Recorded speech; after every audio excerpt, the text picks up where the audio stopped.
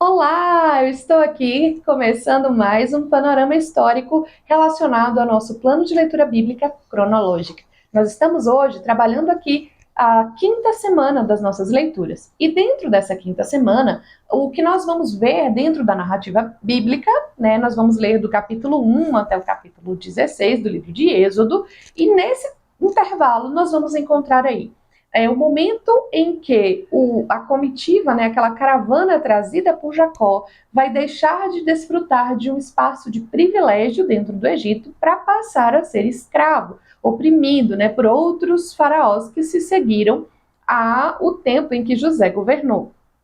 Depois disso, nós vamos ver também dentro dessa linha narrativa aí o surgimento, o nascimento de Moisés, o levantamento dele como libertador do povo e também as 10 pragas do Egito, o confronto de Faraó, o confronto com o Faraó e a saída do povo por fim do Egito. Então esse é o intervalo narrativo que nós vamos estudar dentro dessa semana.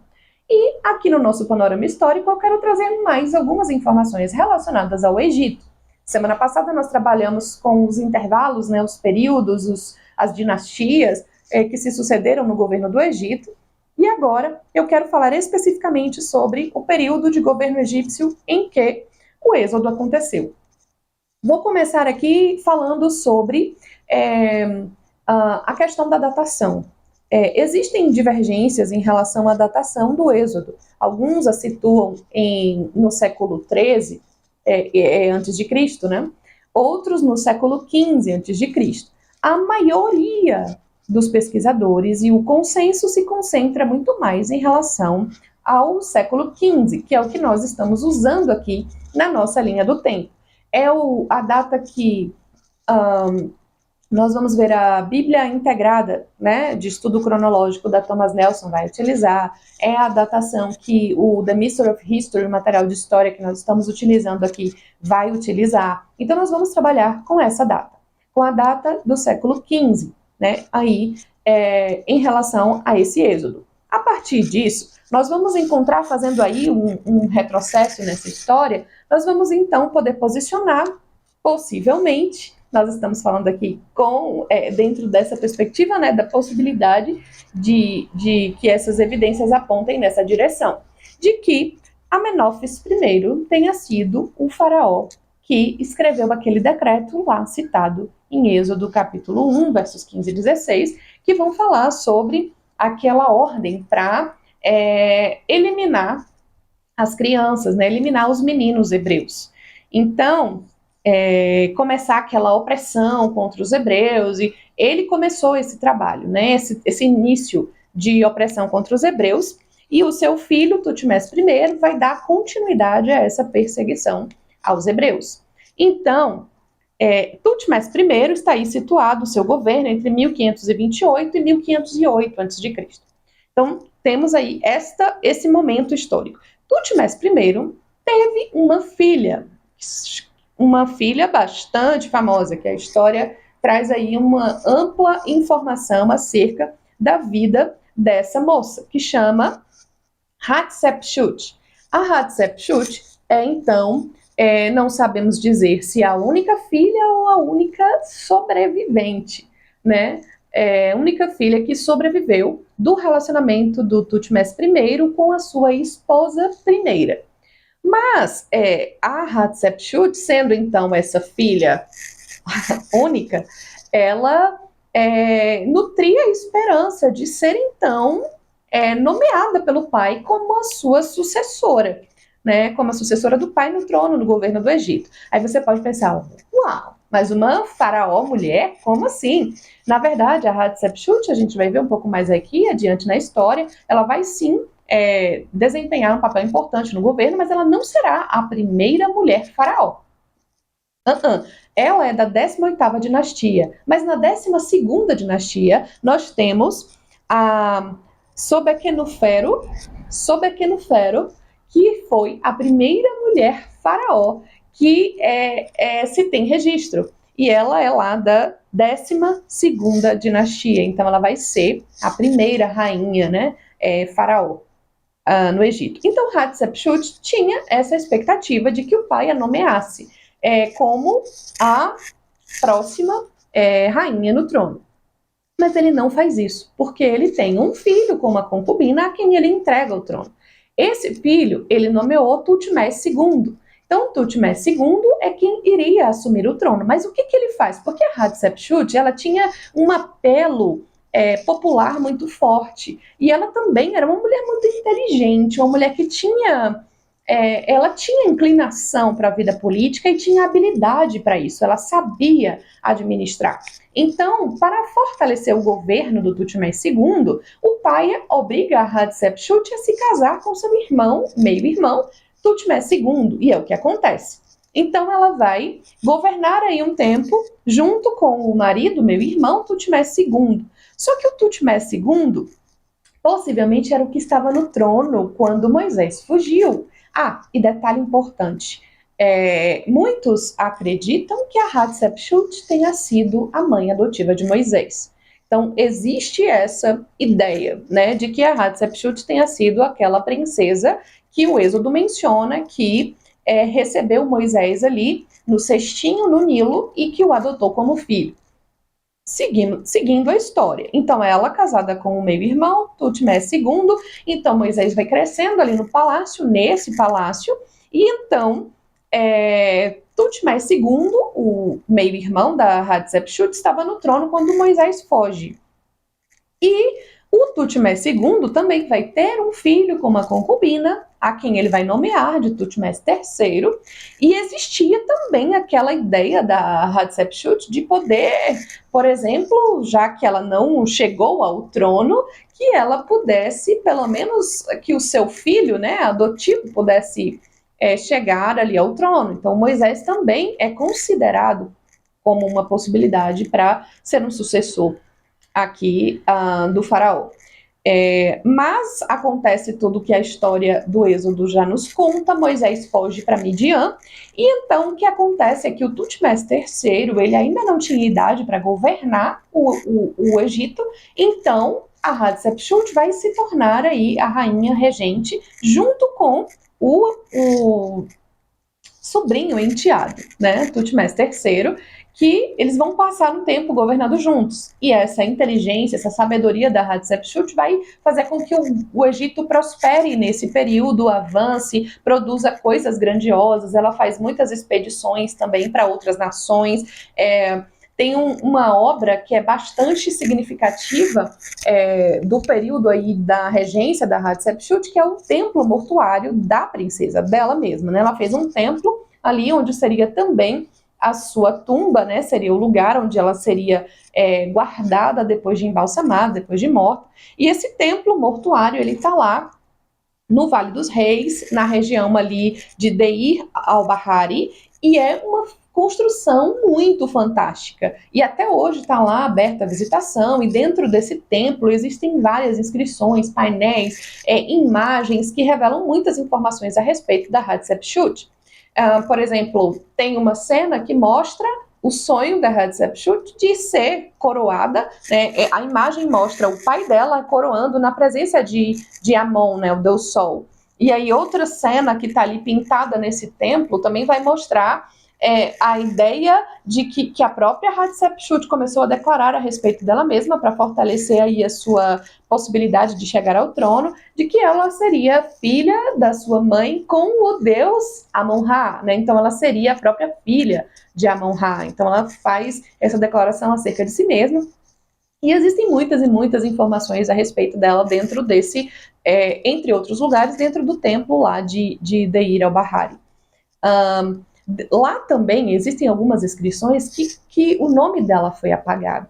E aí aqui é um detalhe importante. Quando a Hatshepsut morre, o Tutmés III tenta apagar o nome dela da história. Então nós vamos ver algumas inscrições, inclusive lá no templo de Deir al-Bahari, que aparece o nome do Tutmés III, e onde deveria aparecer o nome da Hatshepsut está visivelmente apagado. Visivelmente apagado, num esforço de tentar restringir o espaço que a Hatshepsut tinha dentro da história. Né? Então, o Tutmés III tem essa vontade. Na verdade, esse não é uma prática apenas do Tutmés III, mas de vários outros faraós antes dele. Então, assim, é uma prática do Egito tentar manter os seus registros de uma forma que glorifiquem as suas vitórias, as suas conquistas e minimizem os seus prejuízos, os seus erros, os seus tropeços. Então, isso é o que nós vamos ver. Inclusive, essa influência a respeito dessa ideia de quando se apaga o registro de alguém em um ponto da história, na verdade, a intenção é apagá-lo, né? É reduzi-lo à inexistência, apagar da história. Então, essa ideia também está entranhada na cabeça de Moisés. Lembra quando ele vai interceder a Deus pelo povo? E ele fala assim para Deus, ele diz, olha, Senhor, se o Senhor quiser destruir o povo, então faz o seguinte, apaga o meu nome também do teu livro, né? Então é uma referência a essa prática egípcia de realmente apagar, né, dos registros aquilo que se deseja esquecer. Bem, vamos então chegar aí, quando a Hatshepsut morre, então Tutmés III vai assumir sozinho, de maneira solo, né, o trono, vai tentar apagar a memória, né, da Hatshepsut dos registros da história egípcia, e é esse o faraó com quem Moisés vai ter um confronto. Então tudo aponta para ele. Que mais evidências existem que direcionam a essa ideia? O fato, por exemplo, de que existe uma estela chamada Estela do Sonho, que está ali posicionada entre as patas dianteiras da esfinge de Gizé, e essa estela vai falar, inclusive mencionar o fato de que o Tutmés III não passou o trono ao seu filho primogênito, mas a um filho mais novo a quem ele nomeou Tutmés IV. Então, não seria aí ao seu filho primogênito que possivelmente tenha aí sido eliminado justamente no período da praga dos primogênitos. Então, temos essas evidências todas que marcam esses nomes e nos permitem identificar essas informações acerca dos faraós e da corte que estava ali operando no Egito para associada ao período do Êxodo, certo?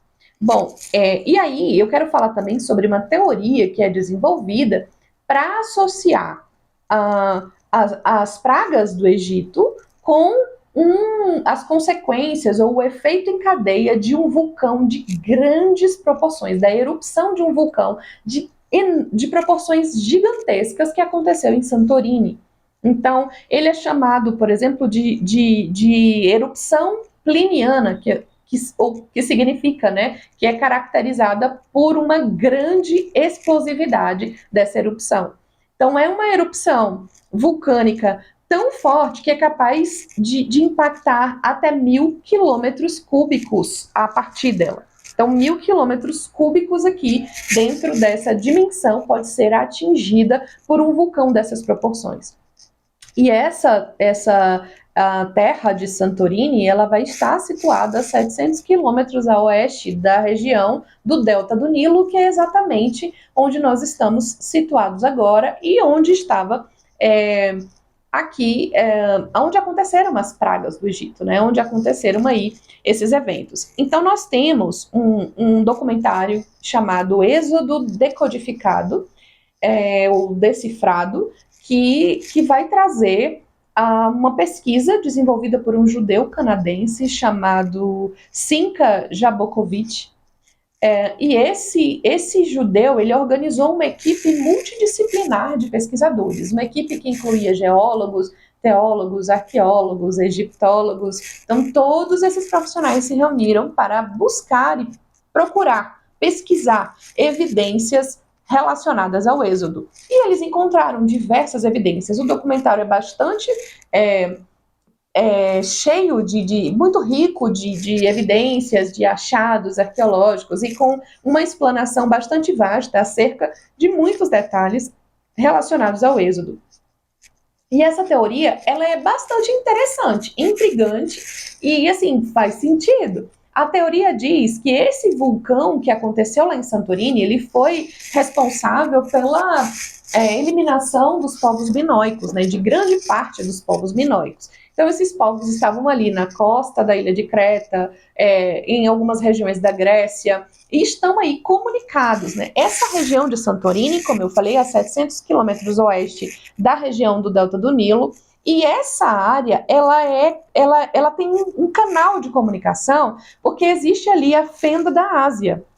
O que é o vale da grande fenda da Ásia? E esse vale, ele separa duas placas tectônicas, a placa da Ásia e a placa da África. Ela vai atravessar, essa fenda vai atravessar o Mar Morto, o Mar da Galileia, o Mar Vermelho.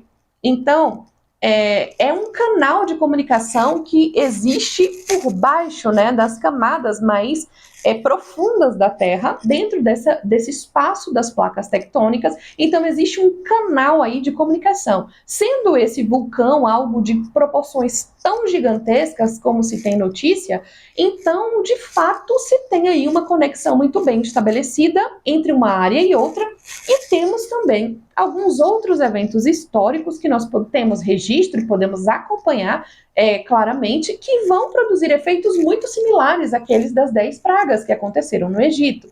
Por exemplo, vou citar o exemplo da primeira praga.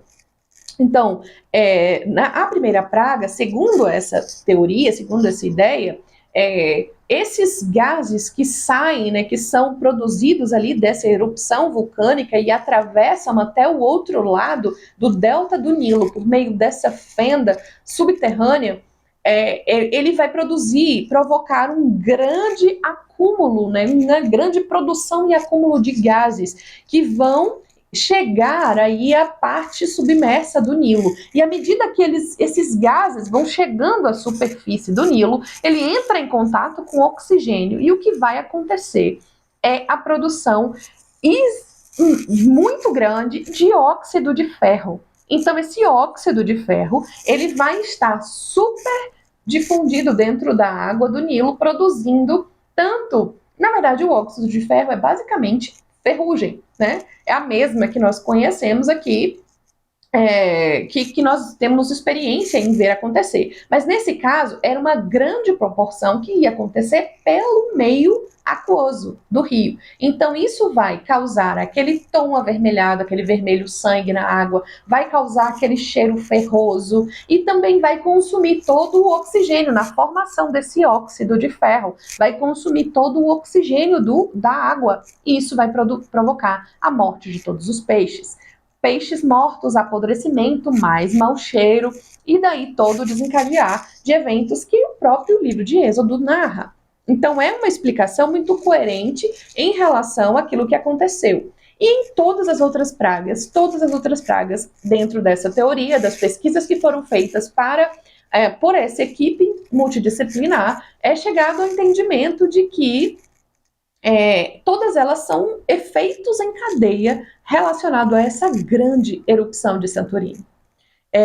Nós já tínhamos falado um pouco sobre essa erupção de Santorini por causa da eliminação dos povos minoicos, que deu origem lá àquele mito da cidade de Atlântida, né, a cidade perdida, submersa e tal, que seria ali os minoicos na ilha de Creta. E agora, essa erupção bastante grande, como já vimos, ela vai também impactar aqui nesse ponto da história. Essa erupção ela está situada no tempo exato que corresponde, que bate com o período aí das 10 pragas. Isso não aconteceu, obviamente, todas as pragas em um mês, isso aconteceu ao longo de um tempo, e nós podemos ver em uma cidade, em Camarões, na África, algo similar aconteceu. E nós podemos ver, a partir desse episódio, uma possibilidade desses eventos terem acontecido aqui também, no caso do Êxodo. Então lá, no lago de Manu e no lago Nelson, aconteceu exatamente isso. Por uma alta concentração de óxido de ferro, aconteceu algo muito parecido. Então, um tom avermelhado na água, a morte dos peixes, tudo isso aconteceu também lá na África por causa de uma erupção vulcânica. Exatamente como aqui a teoria propõe que tenha acontecido no Êxodo. E isso vai dar origem também a diversos outros eventos, assim como as 10 pragas também aconteceram. Então, por exemplo, a morte, né, súbita de todos os animais e tal, por contaminação, realmente, como que eu digo, elementos, né, que saem aí dessa poeira vulcânica. Então, é bastante interessante o documentário, eu recomendo que você veja para você ficar ainda mais inteirado acerca dessa teoria, dessa possibilidade de explicação para todas as pragas do Egito. Quando eu proponho aqui essa possibilidade de explicação científica relacionada às pragas do Egito, de maneira nenhuma isso implica em que não há intervenção divina para executar isso, pelo contrário. A gente só estaria aqui fazendo o caminho inverso, né? Deus realiza, executa as coisas e nós, como todas as outras coisas da criação, Deus criou e nós então vamos descobrir como Deus fez, né? A explicação aqui de evento por evento, como foi que Deus executou tal feito. Então, de modo nenhum, uma explicação científica diminui o tamanho do milagre ou da intervenção de Deus nesse assunto. E aí, entendido todo esse panorama em relação à identidade dos faraós, em relação a essa possível teoria relacionada às pragas do Egito, eu quero falar sobre mais um tópico. Quero falar sobre uma expressão que, em geral, traz bastante confusão quando a gente lê esse trecho do Êxodo, que é aquela expressão que diz assim, ó, e Deus endureceu o coração do faraó. Quando nós ouvimos isso e percebemos o tamanho do juízo que vem posterior sobre o Egito, sobre o faraó, por conta dessa dureza do seu coração, nós ficamos, às vezes, num grande dilema entre a soberania de Deus e o livre-arbítrio. Então, quer dizer que Deus tornou uma pessoa má para depois julgar essa pessoa? É isso que a Bíblia está dizendo? Isso não seria justo. Então, isso às vezes gera um certo desconforto. Então, eu quero conversar com você um pouquinho a respeito dessa expressão. Primeira coisa que eu quero dizer é que nesse texto, né, do capítulo 4 ao capítulo 14 de Êxodo, nós vamos encontrar algumas vezes a expressão relacionada ao coração do faraó, né? Então, em parte dessas menções, a essa referência ao coração do faraó, nós vamos encontrar a expressão Deus endureceu o coração do faraó. Isso aparece 6 vezes nesses textos, nesse intervalo. 6 vezes essa expressão. Mas a expressão o faraó endureceu seu coração aparece também outras 6 vezes. E isso é algo que a gente precisa prestar atenção, porque o sentido exato do que nós temos aqui, então, ainda mais olhando para esse panorama, é que Deus é o mesmo que dizer que Deus entregou o faraó às suas próprias paixões, entregou o faraó à dureza do seu próprio coração. Não quer dizer que Deus tornou o faraó mais arrogante do que ele já era, ou tornou... Isso não seria obra de Deus, mas seria o mesmo que Deus dizer assim, pois bem, faraó, faça como você tem vontade de fazer. Né? Uma referência para ajudar a gente a entender bem isso, está lá, feita pelo apóstolo Paulo na sua carta aos Romanos, capítulo 1, versos 21 e 22, quando ele diz assim, ó, ele fala sobre homens que subvertem a verdade, né? Ele fala sobre isso, se dirigindo a esse tipo de gente. Ele fala, os homens que subvertem a verdade, né, que não reconhecem a grandeza de Deus quando ela está anunciada na própria criação. A verdade, a manifestação de Deus já existe e esses homens não querem recebê-lo, não querem se render a essa verdade. Então, tendo conhecido a Deus, nos versos 21 e 22, ele vai dizer assim, tendo conhecido a Deus, não o glorificaram como Deus, nem lhe renderam graças. Aí o verso 22 diz, por causa disso, Deus os entregou a paixões vergonhosas. Então esse é o sentido daquela expressão que é utilizada lá no Êxodo. Deus endureceu o coração do faraó. É o mesmo que Paulo está tentando dizer aqui. Olha, esses homens que não querem ouvir a Deus, que não querem reconhecer a grandeza e a bondade e a soberania de Deus, então Deus os entregou às suas próprias vontades. Já ouvi alguém dizer assim que uma das piores coisas que Deus pode fazer a alguém é deixá-lo seguir o próprio coração, é deixá-lo ouvir e viver de acordo com aquilo que ele mesmo criou de verdade para si mesmo. Então, essa é a pior tragédia que pode acontecer, né? E agora, eu queria trazer também uma outra perspectiva acerca dessa questão de Deus endurecer o coração de Faraó, Agora, de uma perspectiva mais histórica, cultural, teológica, do ponto de vista dos egípcios. Bem, existe um texto funerário conhecido como Livro dos Mortos, que revela para nós um pouco da teologia egípcia acerca dessa vida após a morte, acerca de um culto, na verdade, um culto da morte. Em que consiste isso? Bem, para os egípcios, depois que uma pessoa era embalsamada e sepultada, seguia-se então um julgamento. Seguia-se ali no pós-vida um julgamento. E existe nesse Livro dos Mortos uma cena retratada, uma imagem. Eu vou tentar colocar essa imagem aqui para vocês acompanharem, mas eu vou descrever essa imagem para vocês.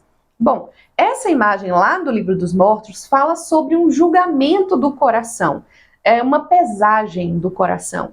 Então, a cena, ela aparece da seguinte maneira. De um lado, de uma balança, aparece mesmo uma balança. De um lado, aparece o coração do réu, que está ali, né, do morto, do que acabou de morrer. Ou, no caso, o faraó, né?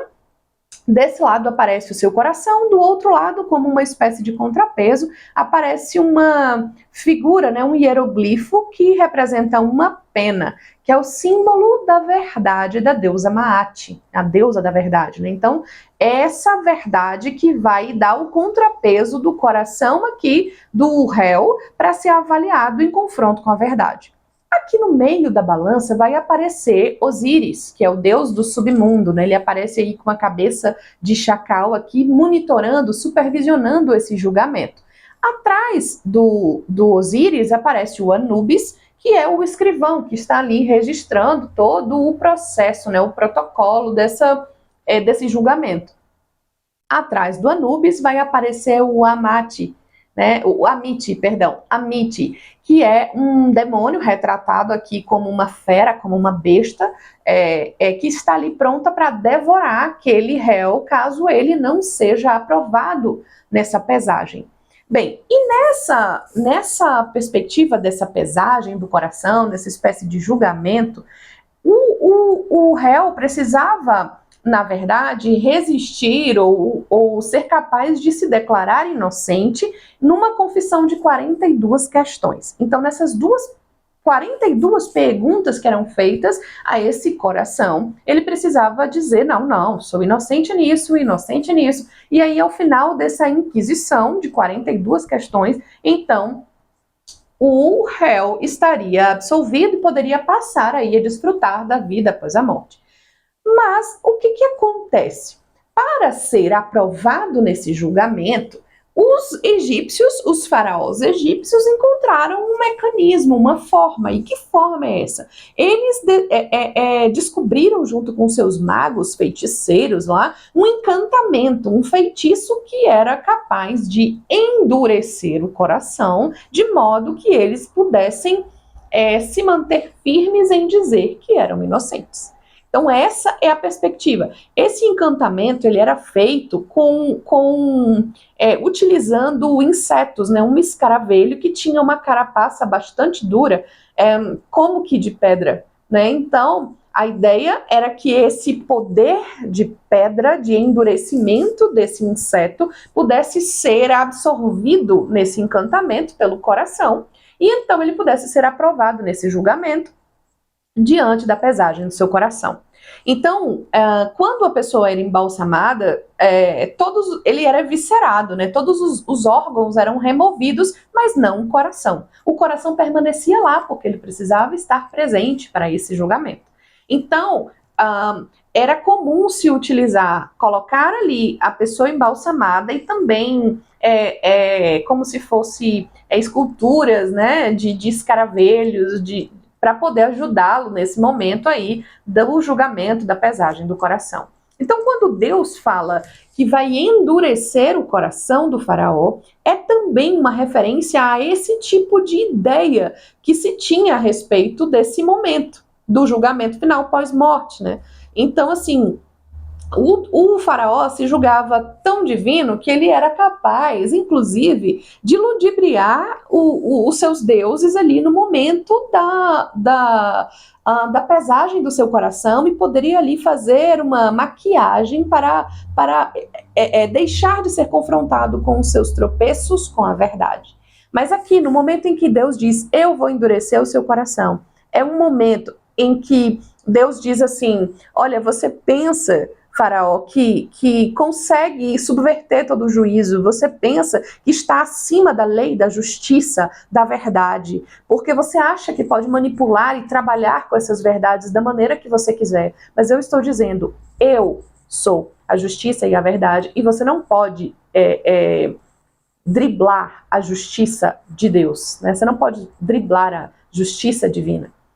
Então essa era outra perspectiva pela qual Deus diz, eu vou endurecer o coração. No caso lá da teologia egípcia, endurecer o coração era um sinônimo de ser aprovado dentro desse julgamento. Era um sinônimo de salvação. Significa que, sendo aprovado por essa pesagem, ele poderia aí adentrar a vida após a morte com tranquilidade. Mas aqui, endurecer o coração, quando Deus diz que vai endurecer o coração do faraó, o fará para destruição e não salvação.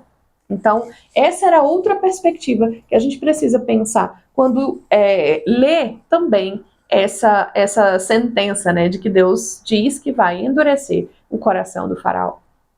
Então, eu quero concluir aqui com essa informação, com esse dado aí cultural, teológico do Egito, o nosso panorama histórico dessa semana, e eu fico esperando você aqui na próxima semana. Próxima quarta-feira, nós nos encontramos aqui para mais um panorama histórico, agora da sexta semana.